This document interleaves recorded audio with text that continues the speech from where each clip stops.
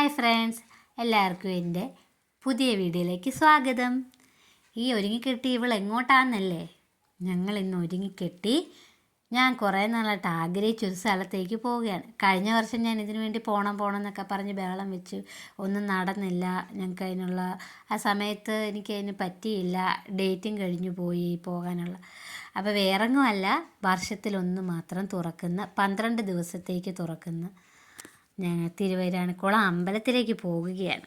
അപ്പം ഞങ്ങളൊരു 5 മണി സമയമായപ്പോൾ തന്നെ വീട്ടിൽ നിന്ന് ഇറങ്ങി.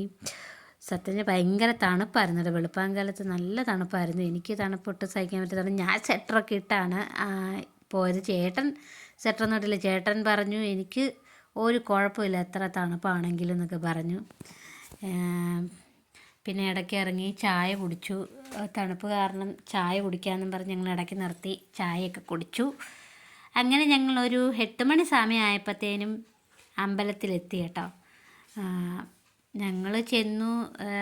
ഞങ്ങൾ ചെന്ന സമയത്ത് ഞങ്ങളുടെ ഇപ്പുറത്തോട്ട് വലിയ ജനത്തിരക്കില്ലായിരുന്നു. പക്ഷെ എങ്കിലും നല്ല അത്യാവശ്യം ക്യൂ ഉണ്ടായിരുന്നു. കുറച്ച് മുന്നോട്ട് 2 ക്യൂ അങ്ങോട്ടും ഇങ്ങോട്ടൊക്കെ ഇറങ്ങി അങ്ങനെയല്ലേ പോകുന്നത്. ആ വരി അങ്ങനെ പൊക്കോണ്ടിരുന്നപ്പോൾ പിന്നെ നിറച്ച ആളായി. സത്യം പറഞ്ഞാൽ പിന്നെ തീരാറുമായിരുന്നു. ഞങ്ങൾ 10-നല്ലേ പോയത്. ഇനിയും 12, 13 വരെ ഉള്ളായിരുന്നു. അതുകൊണ്ട് തന്നെ അവധി ദിവസം കൂടെ ആയതുകൊണ്ട് ജനങ്ങൾ ഇഷ്ടംപോലെ ഉണ്ടായിരുന്നു. നല്ല തിരക്കുണ്ടായിരുന്നു അവിടെ. ഏതായാലും ദേവിയെ കണ്ടു. ഞങ്ങൾ നല്ല രീതിയിൽ തൊഴുതു. പിന്നെ അവിടെ തന്നെ അന്നദാനം ഉണ്ടായിരുന്നു. ഞങ്ങൾ അന്നദാനം കഴിച്ചു.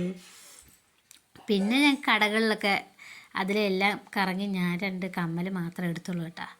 പിന്നെ ഞങ്ങൾ വീട്ടിൽ കഴിക്കാൻ വേണ്ടി മാത്രം കുറച്ച് സാധനം മേടിച്ചു. എന്തായാലും എൻ്റെ ആഗ്രഹം പോലെ എനിക്ക് ദേവിയെ കണ്ട് തൊഴാനും സാധിച്ചു. എനിക്ക് അതിലൊത്തിരി സന്തോഷമായി.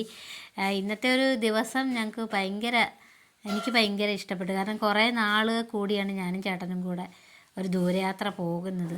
അത് ദേവിയുടെ അടുത്തായതും വലിയ സന്തോഷം. പിന്നെ അമ്മയും അനിയനും പിന്നെ അവിടുത്തെ ഒരു കൃഷ്ണൻ്റെ അമ്പലമുണ്ട് അടുത്ത്. ഞങ്ങൾ അവിടെയും പോയി തൊഴുതു. അവിടുന്ന് തിരിച്ച് ഞങ്ങൾ ഇറങ്ങി. എല്ലാവർക്കും ഭയങ്കര വിശപ്പായി. ഇപ്പം എൻ്റെ ഒരു കൂട്ടുകാരൻ്റെ കടയിനകത്ത് സത്യം എനിക്കറിയാതെ ഞാൻ കയറിയതാണ്. അവിടെ അപ്രത്യക്ഷമായി അവനെയും കണ്ടു. അവിടുന്ന് ബിരിയാണി കഴിച്ചു.